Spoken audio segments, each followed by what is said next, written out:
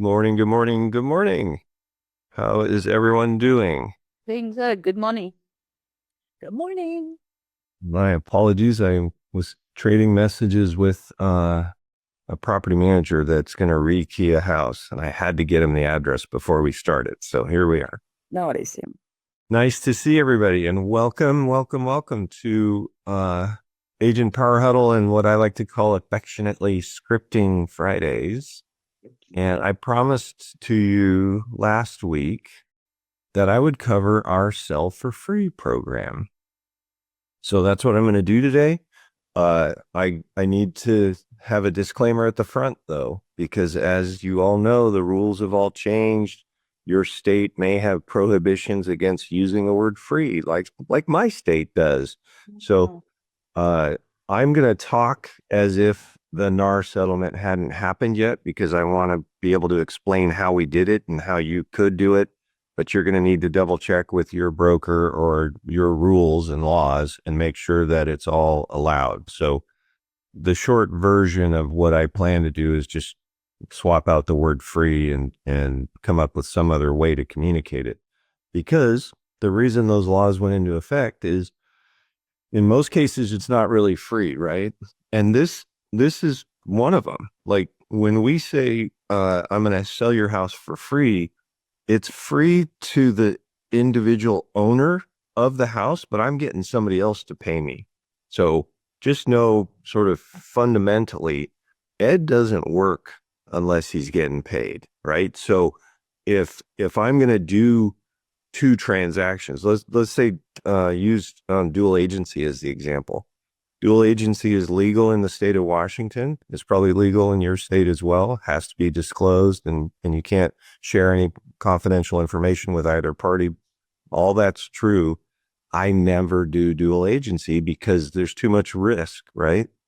So in this example, we're talking about a sell for free program so that when we get a seller lead and they say, well, before I tell you I'll meet with you, I need to know what your commission is, right? Has anyone ever had a seller say that, right? So the script, the dialogue I use is my fees range between 0 and 7%. When can we get together? And when you say it like that, they don't really focus on the 7, they focus on the 0, right? So they're like, sweet, I'm going to talk this guy down. He's already not a very good negotiator because he tipped his cards, right? That's what I want you to think, because now I'm in your living room, right? So, but you do need to have a way to do that if you're going to say that. And so I'm going to share with you how we do it. So the first thing I'm going to share is the actual listing presentation so you can understand the context in which this comes up, because there's two directions this goes. One is in the listing presentation, which is if a buyer walks by my listing, they see a sign writer on my for sale sign that says, buy this home, I'll sell yours for free. So that's in the listing presentation, which I'm going to show you. But when you're communicating this, the seller who's sitting across from you is wondering, I wonder if he'll sell mine for free, right? So I'm going to talk about what I say in the listing presentation. I'm going to talk about what I say when a seller says, but what about me? And then I'm going to show you a graphic that helps you kind of wrap your mind around how the money flows. Okay. So let's start with the listing presentation. So this is my listing presentation. If you're a first time visitor on this Agent Power Huddle, it's 54 slides long, but you definitely can take some of it, take all of it, plagiarize it, whatever you want to do. There's a great complete video where I walk through my whole listing presentation. And I think I did that in like September or October. So just go back through the website and you'll be able to hear me give my listing presentation. Actually, now that I think about it, there's a whole group of seller presentations on theagentcollective.com, and mine is one of them. So if you want to see what I say when I go through these 54 slides, you can see that. But I'm going to skip ahead because today we're talking about the Sell for Free program, right? So here in slide 32, I'm transitioning from, methods and marketing and things like that into the more creative programs that I employ. I just saw somebody in the chat. Thank you, Autumn. And so when I do that, there's a long list of all the things we do. And I usually make a joke of, don't worry, I'm not going to dig into every single one of these, but I want you to know that we don't miss a thing, right? And if you guys have heard me talk before, at the very end, I go, so did you notice anything you liked in my presentation? And the most common answer I get is just how freaking comprehensive it is. You guys think of everything is the most common answer. But then the next slide is our Sell for Free program. And so what I tell them is we have an opportunity that gets minimized because 80% of home buyers have a home to sell in order to unlock the equity so that they can buy your home. So by putting a sign writer on our signs that says, buy this home, I'll sell yours for free, we've now pulled 100% of potential buyers into the conversation. So I'm explaining it to them in a way that helps them visualize that my listings appeal to a bigger audience by a large margin, because most agents don't have this or don't do this, right? So they go, oh, well, how does that work? It works really well. When a buyer comes along, if they have a home to sell that you want them to be able to sell, right, in order for them to buy yours, I will sell their home for free so that they can buy yours. And for you, that does three things. And I always say, three things. Number one, they can write a stronger offer because they're selling their home for free. They're getting more equity. They can put more down on your house. And they go, oh, yeah. Number two, you get my marketing on their house. So all these things I'm doing for you, I'm going to do for them.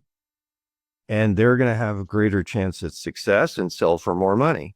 And then number three, and this really, in my opinion, is the most valuable, is you get my assessment or my vetting of their offer. So I'm able to tell you if I think they're going to list it way too freaking high, I'm going to tell you. If I think their pre-approval isn't that strong, I'm going to tell you, right? I'm going to be able to coach you on whether it's a good offer with a high chance or high probability of successfully closing. Does that make sense? That's the end of the slide dialogue for this slide. Now, when I say, does that make sense? Sometimes they go, will you sell mine for free? And I just olay it, right? You ever seen the toreadors, bullfighters, right? They have the red cape and they go, olay, and the bull passes them by. I'm going to olay that question until the end. So if they say, will you sell mine for free? I go, I do have a way to do that. We'll cover that at the end. And that's the olay. I'm not answering it right then and there because the longer answer is there's a good chance I won't sell theirs for free. And you'll understand why when we start to go through the actual numbers. Okay. So before I move to kind of the description of how the money flows, are there any questions about how you would say this to the seller? And remember, the context is I'm sitting at your kitchen table going through my slide deck, right? We all good? All right. So let me go back into screen share. I have, because lots of agents, even the ones on my team that get to talk to me every day, go, but how does it work, right? What are the mechanics? So I created this little diagram, and you'll see, like, here's this logo. I haven't operated under that company name since 2015. So this thing's at least 10 years old, but it's still applicable, right? So here's how it works. The person I'm meeting with, the seller I'm talking to, is house number one, right? And let's just say their list price is $300,000. So they're going to have a selling office commission that they offer to a buyer's agent. They're going to have my fee, which is going to be 4% potentially. Could be 3%, could be 2.5%, could be whatever you want, right? And those are the numerical values for their house. Then the Thompsons come wandering by and they go, gosh, we'd love the Joneses house. It's bigger, it's nicer, and it fits our family better. But we have a house to sell. And then they see my sign writer that says, buy this home, I'll sell yours for free. Well, the requirement for me to sell their house for free is that I double end this house, right? So I'm foregoing a $4,500 listing office commission, but I'm receiving a $9,000 selling office commission on this house. Now, if you're with EXP, can you sell a house for free? Not totally for free. You'd have to pay them the minimum, right? Which I think is $350. But I would just stroke a check because I got 18 grand because I double ended this house. And then I did this one for 0%. They still are going to offer us a buyer's broker commission. But they didn't have to pay me $4,500 to sell this house because the Joneses paid me $9,000, which more than covers the listing office commission of house number 2. Does that all make sense to you guys before I move on to house number 3? I double end the current house. Now, are there scenarios where the Thompson's house is smaller than the Joneses? Sure. And am I kind of putting myself in a position where I might have to accept $4,500 and forego $9,000? Sure. Yeah. But hasn't happened yet because the average person doesn't move down, right? More people move up than move down, but it could happen and I would be okay with that. Does that all make sense? Okay. So Ed, could you show that chart? absolutely. Yeah. I put a question in the chat, Ed. I know I was going to click on that and then Kevin chimed in. So I'll blame through Kevin. So on house number 2, that's your listing, but that's what you're going to list for no cost, right?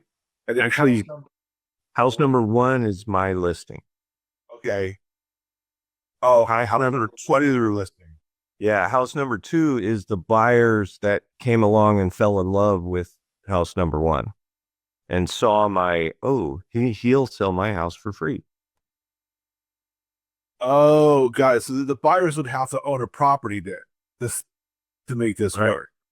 Yeah. Well, that's the presumption, right? 80%. Remember the statistic. 80% of buyers have a home to sell. So a buyer who's renting is going to see my sign writer and not care. And that's okay. It's not meant for them, right? This is all part of direct response marketing, which is what I'm good at, right? Direct response marketing, the definition of direct response marketing is putting out a message that resonates with a specific audience and gets them to raise their hand. That's what this is. So the people that pass by that don't have a house to sell doesn't affect me. Right? Now, there's a couple other caveats where they're going to get excluded, right? If the Thompsons already have a real estate broker, then I can't double end this one. So they would be ineligible for the program. But they called me, they stopped and they saw the house. They hopefully fell in love with the house. They can buy it with their agent and they can list their house with their agent. I don't care. My mission with all this is to just get the Joneses house sold. That's the number one priority, right? But if it helps me get into more conversations because that sign writer gets them to stop their car, that's a win. And Rima, I'm going to come to your question next because that is that is the next part of this. Allison, you got your hand up. I'm just wondering how often this actually happens where you do sell it for free. That's the best part. Not very often. Well, I thought. Yeah. I mean, I've been doing this for 15 years and I've only actually sold 4 houses for free. But man, does it stop a lot of cars and because the most common and actually I'm glad you asked that, Allison, because now we can insert the whole NAR issue. It's way more likely that the Thompsons are going to have a realtor now, right? Because nobody's allowed to deliver brokerage services without an agreement.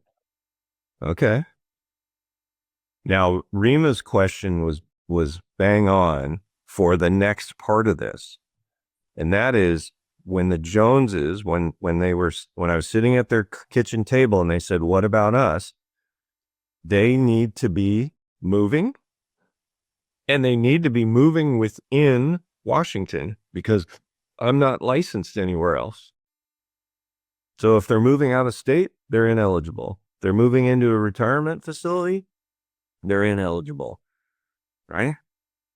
But that's why I lay the question in the flow of the listing presentation, because I don't want to sprinkle any negativity in my listing presentation. It needs to all be positive and informative and supportive and all those wonderful things, right? But if they were to move within Washington, could I sell their house for free?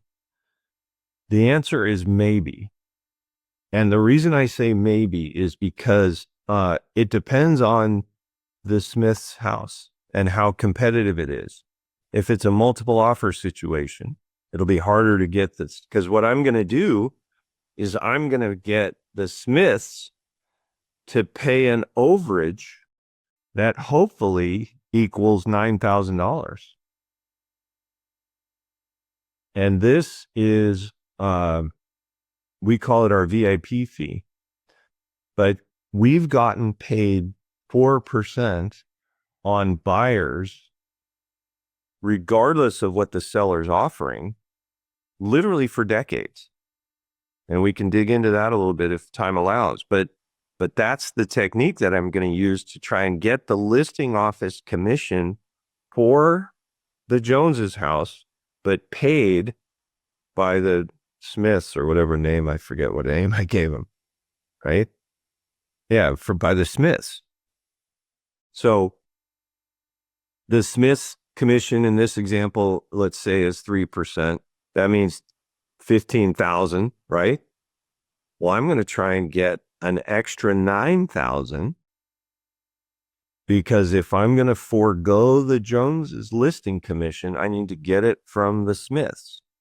And that is getting harder to do. So Rima, I think it's very unlikely that I'm going to sell the Joneses house for free, but it's not impossible. So I don't have any trouble speaking as if, sure, we absolutely can work on that, pursue that, hopefully find a house where we can get that. And then here's what I say to them, because I don't want them to go, he freaking lied to us to get us to sign. That's never the case, right? So here's the dialogue that I say when we get to this part of the conversation. I go, okay, so, and I'll use Rima, you're my prospect, right? Here's how this will work. We're going to go and look to find a house for you to buy, and I'm going to try and get the seller of that house to cover your listing office commission. What's going to happen, though, is we're going to close on your house so that you now can go shopping, and I'm going to get paid a listing office commission, but I'm going to get that seller to reimburse you, right?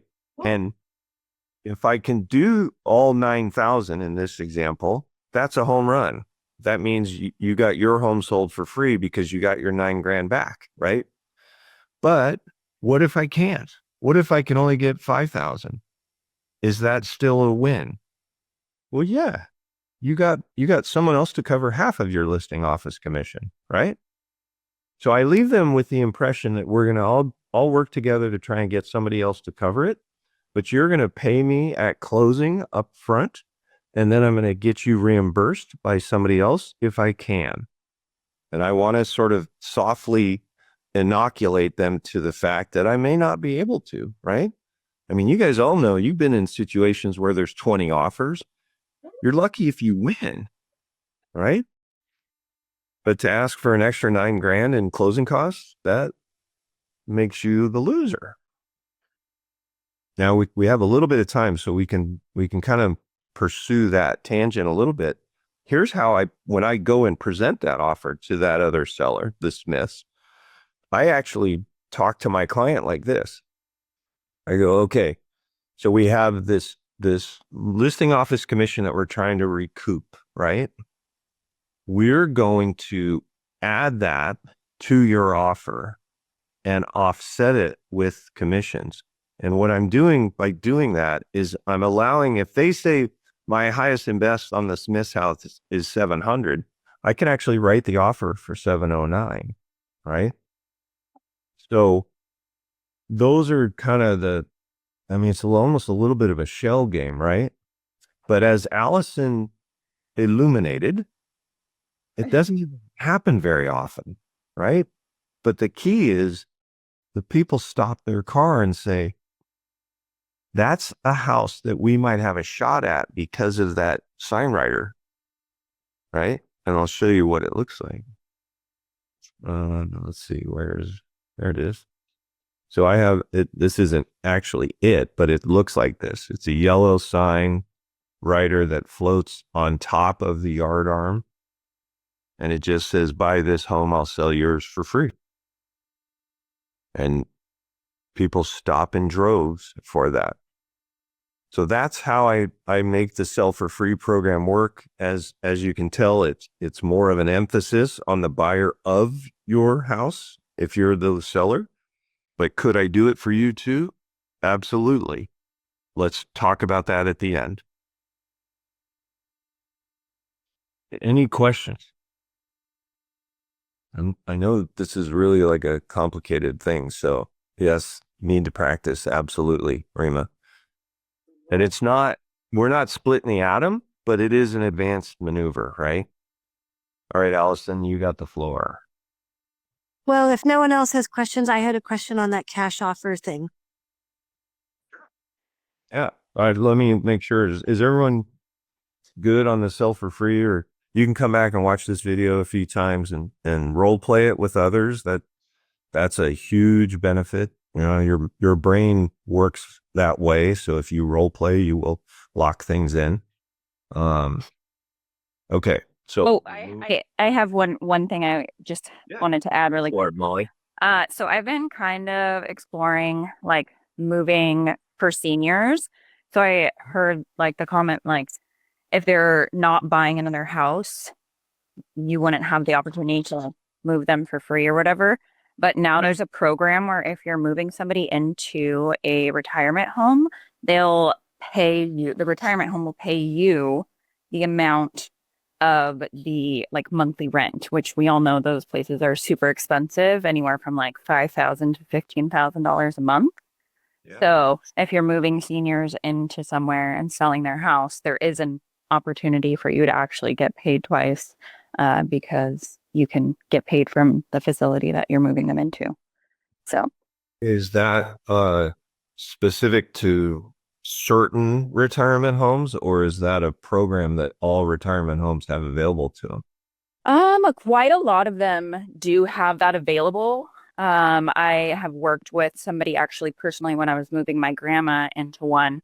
And it's her job. She doesn't have a real estate license, but she pairs elderly people with these retirement homes, and she gets, you know, like I said, the first month's rent as like a commission check.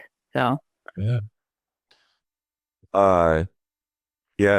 Allison asked if you can forward some of that information, maybe in the chat, or send it to me and I'll send it on. But that's valuable to know. Here's one sort of hiccup with it, though. That's not going to allow me to sell their current house for free because I'm going to get the buyer's commission automatically. What I'm trying to get is more than the buyer's commission to cover the listing office commission. So I'm trying to get doubly paid, right? And Yeah. it's still definitely, we should all take advantage of that program if we have somebody. I have a client right now that so funny. She's I affectionately refer to her as the tinfoil hat lady to my wife. But she came across an advertisement for a competitor that they have specialists that help the elderly. I'm like, really? Like everything I've done for you is not enough evidence that I'm pretty good with the elderly as well. So anyway, you gotta craft your messaging, right? And Okay. we're in Fresno. I've contacted a couple of the facilities because seniors are my niche, and a lot of them do offer referral fees for realtors. I've taken a client of mine. I listed her home, and I've taken a client. Now this kind of goes outside of the I'll list your home for free.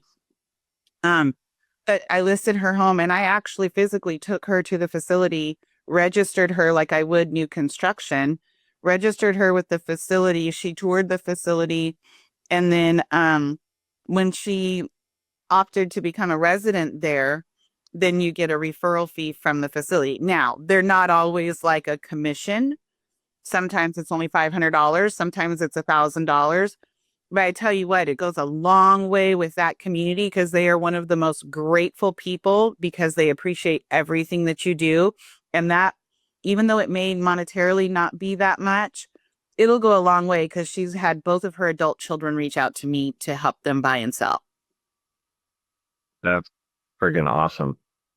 So It's good to know. the assisted living facilities or the like, especially the dementia and Alzheimer facilities, a lot of them will offer a referral fee and then become their preferred agent, their go-to agent for the resale when people do come. Yeah, absolutely. And if that's a part of the market you guys are interested in, there's also a guardianship certification that NAR does, and that would enhance your credibility when you walk in there. And it's, counts towards your CE anyway. So I always tell people, if you have to get 30 hours, 90 hours, whatever it is, you may as well take classes that are going to benefit you. SRES, which stands for what? Senior Real Estate Specialist. It's through NAR. Perfect. There it is. And it costs like $99 a year to stay active in it. And then you're in that referral network in NAR if anybody ever goes to look at it. It's really I've gotten a referral through it, but getting that credential or certification or designation, whichever one it is, they give you a lot of marketing material too, and a lot of things to like for content that you can post about. So it's kind of a really awesome resource that I think is really underutilized by the people who actually hold that certification. I bet.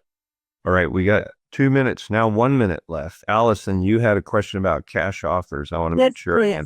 Okay. Well, how does that work? So what Allison's asking about is called express offers, which is if you're with EXP, you can get express offers certified. It's like 12 hours of online training and you can bang it out in a weekend kind of thing. But I think it's a really smart tool to have in your tool belt because now when I meet with a seller, I go, hey, I got 3 different ways I can sell your house. I can bring you a cash offer tomorrow. I can sell it as is, or I can sell it as repaired, which is what I call my moving concierge program. We can remodel your house and you keep the profit. So express offers, the tagline or the marketing line sounds like this. I have access to a marketplace of hedge funds. The reason I say that is, number one, marketplace sounds like multiple players, and hedge funds is a term that a lot of consumers have an idea about, but don't really know what it means. They just know it's institutional buyers, right? There is no fee, I don't believe, for express offers. You just have to go through the 12-hour curriculum. So how you get paid, though, I have one in the system right now I'm waiting for offers on, but you get the seller to sign a listing agreement, and then I add language, and I can actually walk through this more slowly next Friday if we want. But I add language to the listing agreement that says the seller is considering taking advantage of Listing Brokers Express Offer Program. There's no obligation to proceed with it, but if they do, the commission will be cut in half because there won't be a second agent. They're just taking the cash offer. So written a little more eloquently than that, but that's the gist. Now I've got it. If they don't take that offer, I got them signed to a 6% or whatever your total commission needs to be. And I know we don't quote them. We got to, desegregate them and blah, blah, blah. But you get the point, right? All right. Thank you all for joining me this morning. I hope you got some value out of it. And we'll do a deeper dive on express offers next week. If that's great. Yeah, that'd be wonderful. Thank you. All right. Have a great day, everybody. Bye-bye. If you'd like more information or to get connected to the Agent Power Huddle, join our free Facebook group. This call was designed for the agents in our EXP organization, but open to any agent from any brokerage. If you're a guest and you're interested in learning more about EXP or our specific resources within the Agent Collective, reach out to the person who invited you to this call to get more info. Produced by the Agent Collective Media Network.